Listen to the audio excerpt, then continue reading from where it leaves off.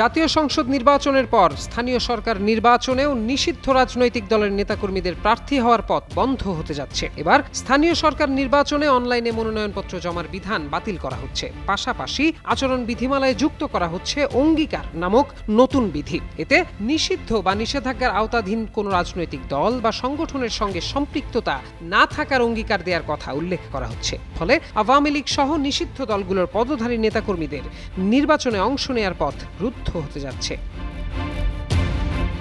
প্রস্তাব অনুযায়ী সম্ভাব্য প্রার্থীদের ইসির নির্ধারিত অঙ্গীকারনামায় স্বাক্ষর করে ঘোষণা দিতে হবে যে তারা কোনো নিষিদ্ধ বা নিষেধাজ্ঞার আওতাধীন রাজনৈতিক দল বা সংগঠনের সঙ্গে সম্পৃক্ত নন।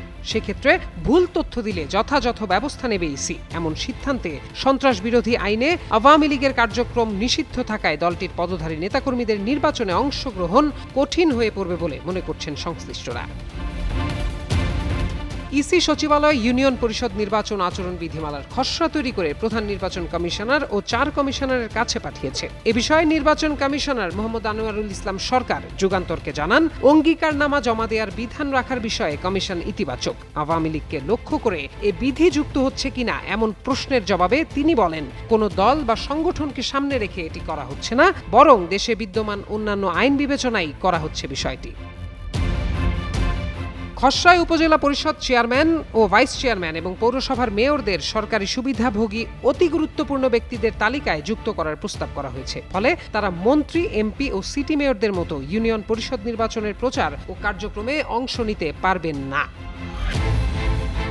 এদিকে স্থানীয় সরকার নির্বাচন নির্দলীয় প্রতীকে আয়োজনের আইন পাশ হওয়ায় আচরণ বিধিমালা থেকে রাজনৈতিক দল সংক্রান্ত বেশ কিছু ধারা বাদ দেওয়ার প্রস্তাব করা হয়েছে। এতে রাজনৈতিক দলগুলোর ওপর ইসির নিয়ন্ত্রণ কমে যেতে পারে বলে আশঙ্কা প্রকাশ করেছেন নির্বাচন বিশেষজ্ঞরা। তাদের মতে, নির্দলীয় নির্বাচন হলেও দলীয় প্রভাব থেকেই যায়। খসড়ায় আরও রয়েছে কাগজের পোস্টার ও প্রচার সামগ্রী নিষিদ্ধ করা, ব্যানার ফেস্টুনে রাজনৈতিক নেতাদের ছবি ব্যবহার বন্ধ করা এবং সামাজিক যোগাযোগ মাধ্যম ও কৃত্রিম বুদ্ধিমত্তা বা এআই ব্যবহার করে প্রচারণার ক্ষেত্র তৈরি করা। এক্ষেত্রে বিলবোর্ডের মাধ্যমে প্রচার চালাতে পারবেন প্রার্থীরা। সেক্ষেত্রে একটি ওয়ার্ডে একটি মাত্র বিলবোর্ড স্থাপন করা যাবে। এছাড়া স্থানীয় সরকার নির্বাচনে অনলাইনে মনোনয়নপত্র জমার বিধান বাতিলেরও প্রস্তাব করা হয়েছে।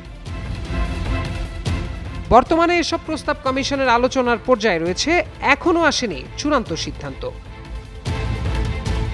প্রত্যয় দাস, যুগান্তর নিউজ।